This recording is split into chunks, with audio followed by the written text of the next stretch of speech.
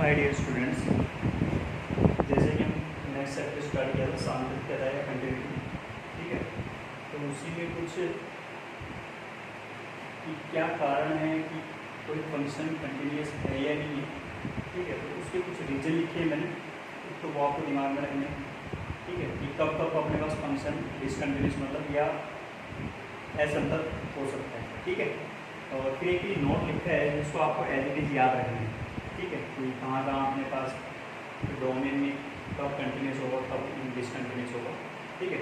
तो स्टार्ट करते हैं अपन कि रीजन्स ऑफ डिसकंटिन्यूटी में क्या कारण है असंततता की, ठीक है, या डिसकंटिन्यूस होने के।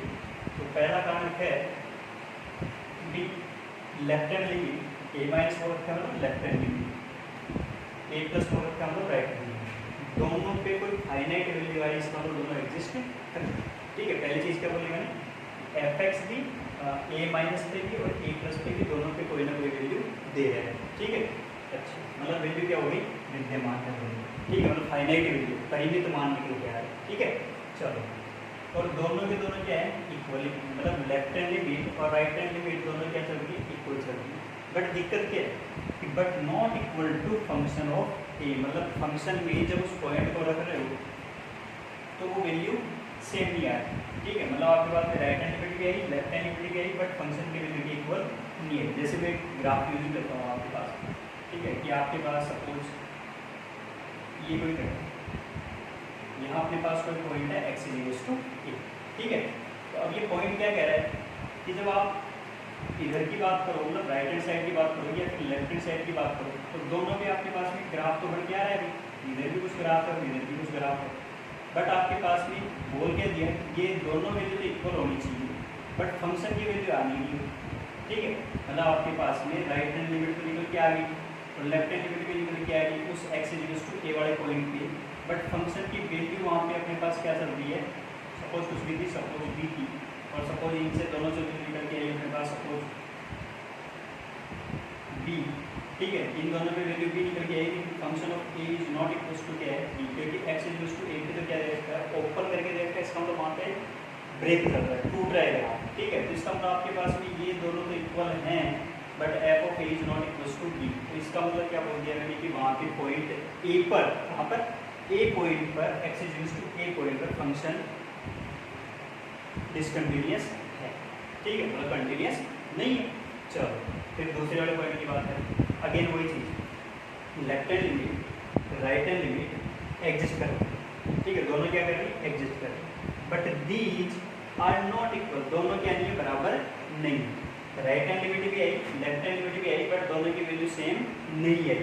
तो इसका मतलब ये भी रीजन क्या हो गया, एक डिसकंटिन्यूटी का रीजन हो गया, क्योंकि right hand limit left hand limit और फंक्शन की वैल्यू तीनों इक्वल आएंगे तभी तो मैं क्या बोल सकता हूँ लिमिट एग्जिस्ट करती है और फंक्शन की वैल्यू भी इक्वल आ रही है, तो फिर फंक्शन तो कंटिन्यूस होना चाहिए था। बट यहाँ तो यही समझ में आ गया ना कि लेफ्ट हैंड लिमिट और राइट हैंड लिमिट दोनों इक्वल है ही, तो इसका तो फंक्शन तो डिसकंटिन्यूअस है। तो दूसरा कारण हो गया ये।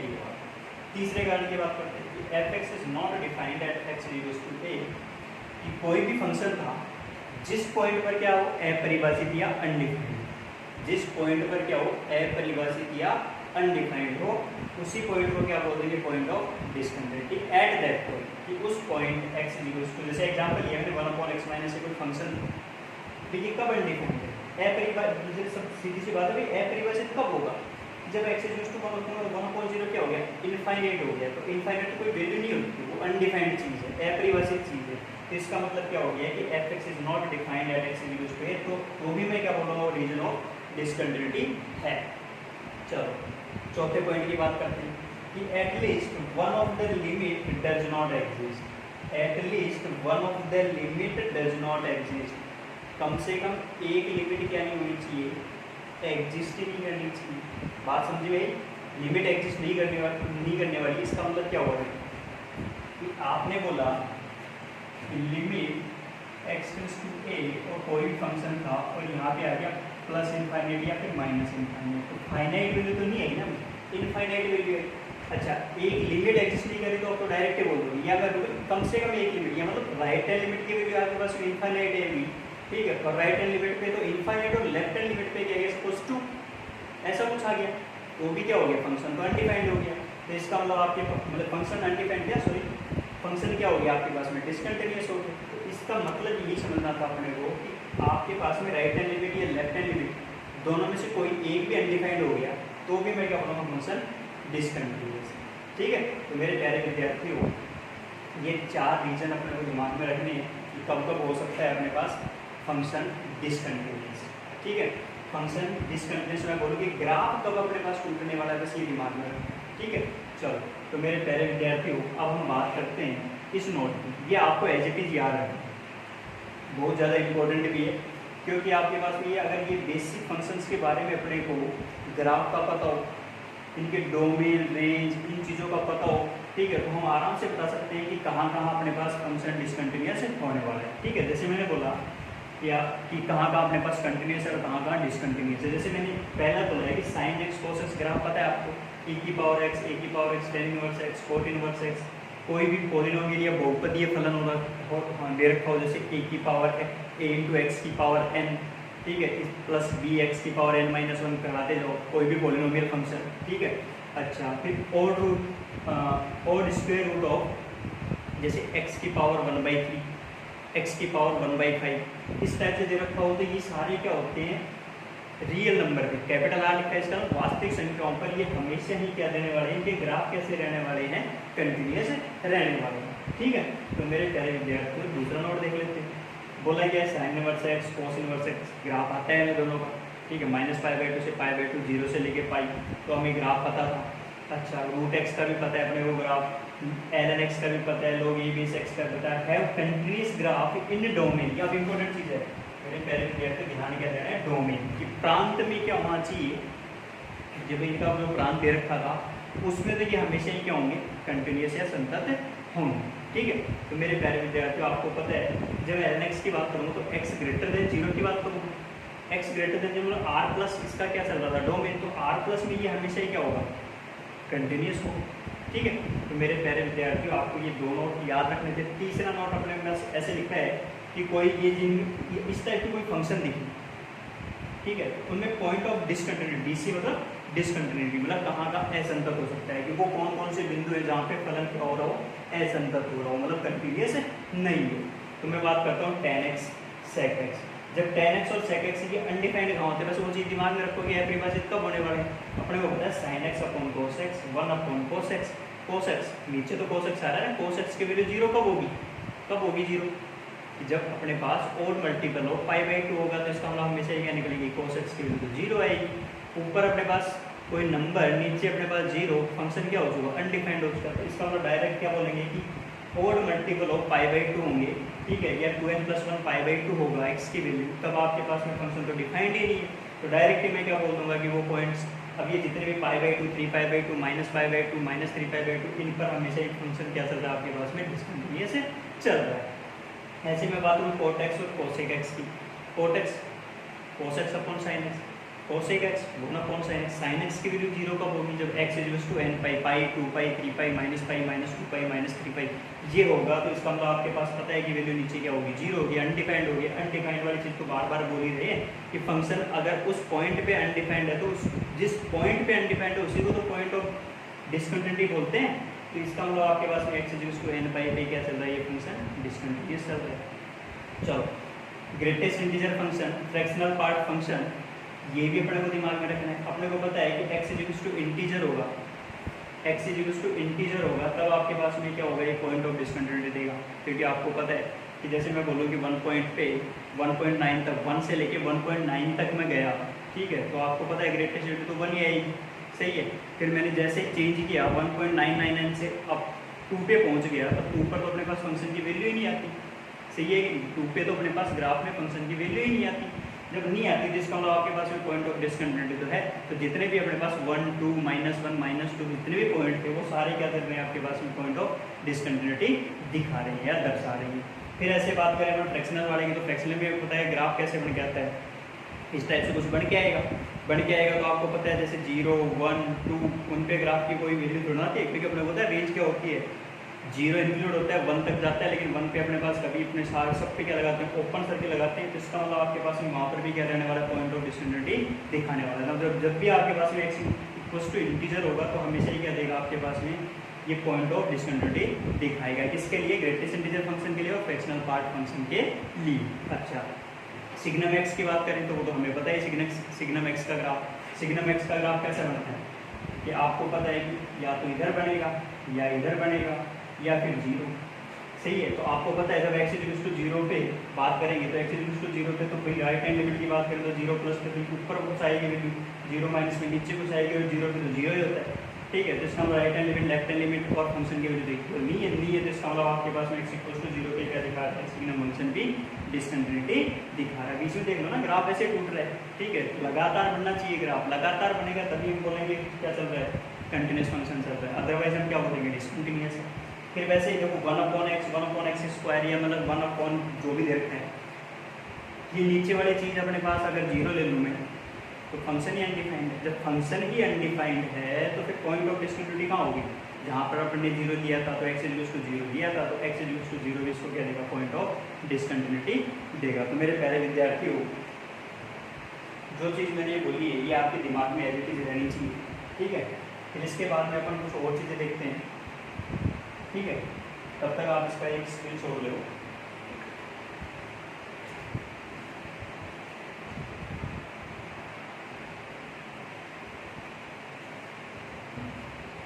हाँ, तो मेरे प्यारे विद्यार्थियों, हम बात करते हैं संततता की या सांतत्ता के कुछ गुणधर्म। ठीक है, और बहुत ज़्यादा इम्पोर्टेंट भी, क्योंकि कुछ क्वेश्चन तो आप डायरेक्टली इनसे सोल्व कर सकते हो। ठीक है, चलो तो देखते हैं।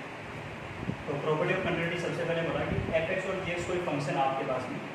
ठीक है, वो जो भी है ट्रिग्नोमेट्रिक है, अलजेब्रिक है, जैसे भी देखते हो। ठीक है, चलो आपको ध्यान क्या देना है? इंपॉर्टेंट चीज़ है कि एफ एक्स प्लस माइनस जी एक्स कोई फंक्शन हो या फिर एफ एक्स इंटू जी एक्स कोई फंक्शन हो या फिर एफ एक्स अपॉन जी एक्स। ध्यान रखना, जी एक्स दे रखा है, एफ एक्स अपॉन जी एक्स दे रखा है तो डिनोमिनेटर या हर को क्या नहीं होना चाहिए? डिनोमिनेटर या हर को क्या नहीं होना चाहिए? जीरो नहीं होना चाहिए। ठीक है, चलो, या फिर अपने पास कंपोजिट फंक्शन की बात करोगे एफ ऑफ जी एक्स जैसा कुछ होना चाहिए। चलो, तो मेरे पहले विद्यार्थी थोड़ा ध्यान देना। मैं बोलता हूँ पहले वाले की, जब ये चीज़ कंडीशन दे रखी हो अपने, ठीक है, तो फिर हम डायरेक्ट कैसे चेक करेंगे? तो मैं पहले बोलता हूँ पहला फंक्शन एफ एक्स भी कंटिन्यूस है, प्लस माइनस दूसरा भी कंटिन्यूस है, तो ये हमेशा ही क्या निकल के आएगा? कंटिन्यूस आएगा।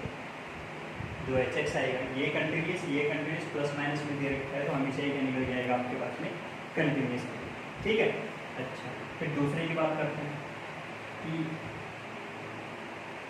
एफ एक्स इंटू जी एक्स दे रखा हो तो ये भी कंटिन्यूस और ये भी कंटिन्यूस, तो हमेशा ही क्या निकलेगा? बाहर वाला भी कंटिन्यूस। ठीक है, ये एफ एक्स भी कंटिन्यूस है, जी एक्स भी कंटिन्यूस, दोनों को मल्टीप्लाई करने पे एच एक्स आएगा तो वो भी क्या निकलेगा? कंटिन्यूस निकलेगा। चलो, तीसरे की बात करते हैं। ऊपर भी कंटिन्यूस, नीचे भी कंटिन्यूस। ध्यान रखना ये डिनोमिनेटर जीरो नहीं होना चाहिए। ऊपर कंटिन्यूस, नीचे कंटिन्यूस, तो आएगा तो फंक्शन वो भी क्या निकल जाएगा? कंटिन्यूस। तो मेरे प्यारे विद्यार्थी, ये तीन चीज़ तो डायरेक्ट हमने किसकी बात की? कंटिन्यूस वाले की बात की। ठीक है, चलो अब मैं कंपोजिट वाले के लिए बोल देता हूँ कि कंपोजिट वाले की बात करेंगे तो फोर्थ पॉइंट मैंने क्या बोल दिया कि बाहर भी कंटिन्यूस है और अंदर भी कंटिन्यूस है, तो फिर अपने पास जो फंक्शन निकलेगा वो भी कैसे निकल जाएगा? कंटिन्यूस फंक्शन की आएगा। ठीक है, तो मेरे प्यारे विद्यार्थियों, ध्यान रखना है डोमेन की बात। With in its domain all the functions have continuity. If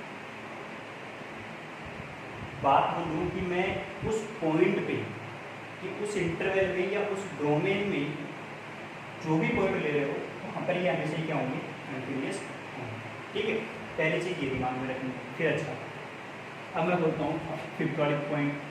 fifth वाला पॉइंट ये कहता है कि आपके पास में पहला कंटिन्यूस प्लस माइनस दूसरा डिसकंटिन्यूस ऐसा दे रखो, कंटिन्यूस प्लस माइनस डिसकंटिन्यूस, तो अब ये क्या आएगा? या फिर मैं बोलूँ ये भी डिसकंटिन्यूस प्लस माइनस ये भी डिसकंटिन्यूस, तो फिर क्या आएगा? ठीक है, तो मेरे प्यारे विद्यार्थी थोड़ा ध्यान देना, अब चीज़ को समझने की कोशिश करते हैं। ठीक है, तो वो वाली चीज़ मैं यहाँ सिंप्लीफाई करके दिखा रहा हूँ आपको। कंटिन्यूस है और एक क्या दे रखा है? डिसकंटिन्यूस दे रखा है। ठीक है, बीच में आपके पास में प्लस या माइनस। ठीक है, सपोज कंटिन्यूस है तो आपको पता है कि इसकी तीन चीज़ें कंप्लीट होंगी, तो तीन चीज़ें कौन सी कंप्लीट होंगी? भी यहाँ से राइट हैंड लिमिट भी होगी, लेफ्ट हैंड लिमिट भी होगी और फंक्शन की वैल्यू भी होगी।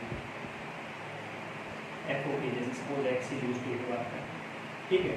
अच्छा कंटिन्यूस इसका मतलब आपके पास में राइट के सपोज आपके पास में वैल्यू निकल के आई अल्फा, फंक्शन की वैल्यू भी आई अल्फा और ये वैल्यू भी आई अल्फा, मतलब आपके पास में तीनों क्या आ गई, इक्वल आ गई, right hand limit, left hand limit, function की वैल्यू तीनों इक्वल है और इक्वल है, तो इसका मतलब आपके पास में फंक्शन कंटिन्यूस। अच्छा अब मैं डिसकंटिन्यूस की बात करता हूँ। सपोज डिसकंटिन्यूस है तो एक पे वैल्यू आ गई सपोज आपके पास में 0, भाई राइट हैंड लिमिट अपने पास सपोज 0 आ रही है, लेफ्ट हैंड लिमिट आ रही है सपोज आपके पास में 0 आ रही है, और हो सकता है आपके पास में फंक्शन की वैल्यू क्या आ रही है 1 आ रही है, ठीक है। पहले में जो अपने रीजन्स ऑफ डिसकंटिन्यूटी उसी बेस पे पॉइंट कर रहे हैं, देखो ध्यान दो, कंटिन्यूटी बोल रखी थी तो मतलब तीनों ही चीज़ें क्या होंगी, इक्वल होंगी, तो वो दिखता है तीनों चीज़, ठीक है।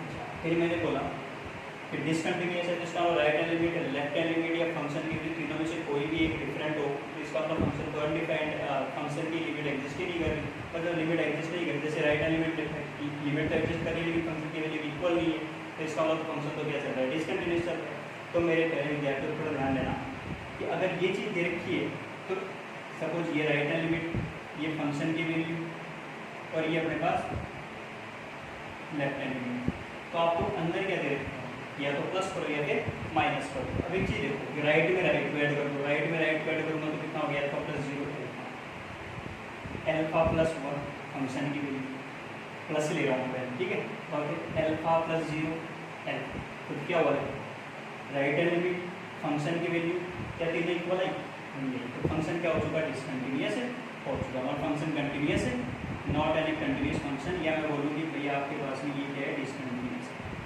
ठीक है। चलो पहली चीज़ होगी। अच्छा मैं माइनस लेता तो सिर्फ इसी की जगह कितना आ जाता, माइनस आ जाता, तो भी आपके पास में क्या निकल के आ रहा है, डिसकंटिन्यूअस आ रहा है। इसका मतलब क्या हुआ कि जब भी कंटिन्यूअस प्लस माइनस डिसकंटिन्यूअस कुछ दिख रहा है तो इसका मतलब फंक्शन क्या चल रहा है, डिसकंटिन्यूअस है, सही है कि।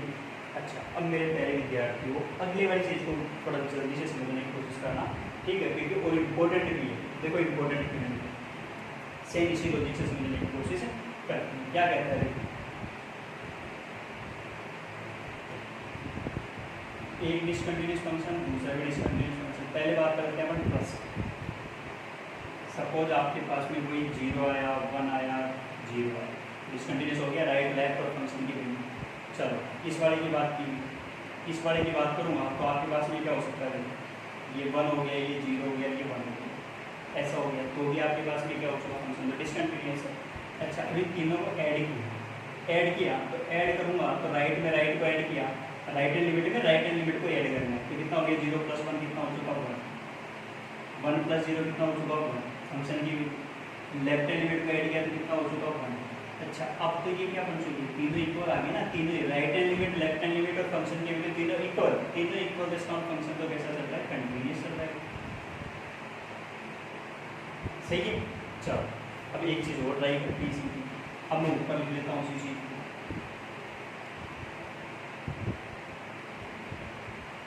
अब ध्यान देना मेरे प्यारे विद्यार्थियों, देखो जो चीज़ मैंने ऐसे बोली वही चीज़ को ऊपर सिंप्लीफाई करने की कोशिश करते हैं। देखो तो अगर आपके पास में डिसकंटिन्यूअस है, सपोज ये आपके पास में 1 है, ये 1 है और ये 0 है, ठीक है।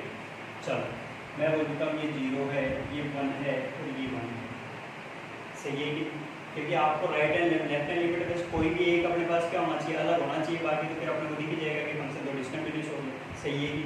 चलो अब इनको फिर वापस ऐड करूँ, 1 + 0 ऐड करूँगा कितना हो गया 1, 1 + 1 किया कितना हो चुका 2, 0 + 1 किया कितना हो चुका 1। क्या ये तीनों इक्वल आए, ये तो इक्वल नहीं है, ये तीनों जब तीनों इक्वल नहीं आ रही, ठीक है भाई right hand limit left hand limit तो इक्वल आ गई, फंक्शन की वैल्यू इक्वल नहीं आ रही थी, ठीक है, तो मैं इसको मैं क्या बोलूँगा, फंक्शन तो क्या हो चुका डिसकंटिन्यूअस हो। तो इन जनरल, ठीक है मैं क्या बोल रहा हूँ, इन जनरल सामान्य तौर पर हम क्या नहीं कह सकते कि डिसकंटिन्यूटी में प्लस या माइनस डिसकंटिन्यूटी फंक्शन हो, ठीक है, मतलब दोनों ही अपने पास डिसकंटिन्यूअस फंक्शन हो, तो क्या बोलूँ मैं, कंटिन्यूअस बोलूँ या डिसकंटिन्यूअस बोलूँ, in general nothing can be said, कि अपन आमतौर पर कुछ नहीं बोल सकते, कुछ नहीं कह सकते, तो क्या नहीं कह सकते कि कंटिन्यूअस आएगा या फिर डिसकंटिन्यूस आएगा। तो बोलो मेरे प्यारे विद्यार्थियों समझ में आया, क्योंकि लॉजिक अपने को यही दिमाग में रखना है, क्योंकि यही इम्पोर्टेंट है आपके लिए। सही है कि तो आपको दिमाग में रखना था।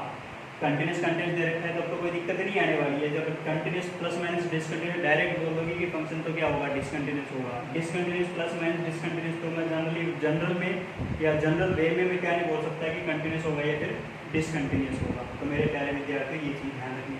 चलो अब और देखते हैं सेम चीज़ कहाँ पर करते हैं भैया अपन। ये प्लस माइनस के लिए मैंने चेक करके देखी। अच्छा अब यहाँ पे तो चेक करते हैं कि जब अपने पास मल्टीप्लाई में दे रखे तो मेरे प्यारे विद्यार्थियों उस चीज़ को मैं इधर लिख रहा हूँ। देखो क्या कह रहा है कि सपोज पहला कंटिन्यूस है दूसरा डिसकंटिन्यूस है तो फिर क्या निकलेगा। चलो करके देखते हैं। कंटिन्यूस इसका नाम 1 1 1 तीनों इक्वल आ गए। डिसकंटिन्यूस इसका मतलब सपोज 1 0 0 ये कुछ हो गया। मल्टीप्लाई करूँगा तो क्या निकल के आएगा। आपको पता है कि 1 को 1 से मल्टीप्लाई किया, 1 को 0 से मल्टीप्लाई किया, 0 1 को 0 से मल्टीप्लाई किया, 0 क्या तीनों इक्वल आए, तीनों तो इक्वल नहीं आए। तो इसका फंक्शन कैसा हो सकता है, तो बस में डिसकंटिन्यूस है हो चुका। तो मेरे प्यारे विद्यार्थियों क्या बोलूँगा कि continuous into discontinuous always gives discontinuous. सही है कि नहीं। चलो अब मैं बोलूँ कि डिसकंटिन्यूस इंटू डिसकंटिन्यूस, फिर क्या बोलेंगे, ये भी डिसकंटिन्यूस है ये भी डिसकंटिन्यूस है। चलो तो वापस सेम वही थी जो अभी अपन ने किसके लिए थी, discontinuous plus minus discontinuous use करके देखो क्या बोल रहा, क्या बोलूँगा मैं कि आमतौर पर कुछ कह नहीं सकता।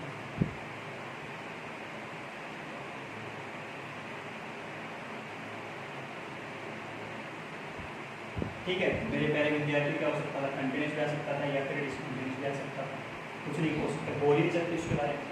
ठीक है चलो दो चीज़ें और कंप्लीट हुई हमारी। अच्छा अब तीसरी की बात करें, ऊपर कंटिन्यूस नीचे कंटिन्यूस तो फंक्शन जो कंटिन्यूस को ध्यान रखना था dx क्या नहीं होना चाहिए, डिनोमिनेटर क्या नहीं होना चाहिए, नॉट इक्वल्स टू 0। ठीक है ये चीज़ ध्यान रखें। चलो अब मैं बोलूँ ऊपर कंटिन्यूस नीचे डिसकंटिन्यूस। ठीक है आगे क्या बोलूँगा कि डिसकंटिन्यूस है। ठीक है वो तुम ट्राई कर सकते हो आराम से। ठीक है क्योंकि जो चीज़ मैंने बताया मैं वही यूज में लेना है। ऊपर डिसकंटिन्यूस नीचे डिसकंटिन्यूस, फिर वही क्या बोलूँगा इन जनरल कुछ कह नहीं सकता, ये वाली चीज़। सही है कि नहीं। अच्छा अब लास्ट वाले की बात कर लेते हैं कौन से की, कंपोजिट फंक्शन की। कंपोजिट फंक्शन भी कैसे चेक करेंगे सर, तो अंदर वाली चीज़ तो मैंने बोली थी कि बाहर वाला कंटिन्यूस अंदर वाला कंटिन्यूस तो कंटिन्यूस आएगा। इसके अलावा क्या क्या पॉसिबल हो सकता था, कंटिन्यूस बाहर वाला अंदर वाला डिसकंटिन्यूस, बाहर वाला डिसकंटिन्यूस अंदर वाला कंटिन्यूस, या फिर दोनों ही क्या दे रखे हो डिसकंटिन्यूस। ठीक है तो इन तीनों में भी सेम क्या बोलेंगे कि आम तौर पर या इन जनरल कुछ कह नहीं सकते। क्या हो सकता है, कंटिन्यूस हो सकता है और डिसकंटिन्यूस भी हो सकता है। तो मेरे प्यारे विद्यार्थियों जो चीज़ मैंने बोली इसको आपको दिमाग में एज इट इज याद रखना है। ठीक है और इसी बेस पे अपन बहुत सारे क्वेश्चन भी करेंगे। ठीक है पहले बेसिक क्वेश्चन करेंगे फिर एडवांस टाइप के क्वेश्चन करेंगे। ठीक है और मैं इसको बोलता हूँ थ्योरम 1। इस थ्योरम 1 के रूप में इस चीज़ को क्या करना है, अपने को याद रखना है। ठीक है चलो धन्यवाद।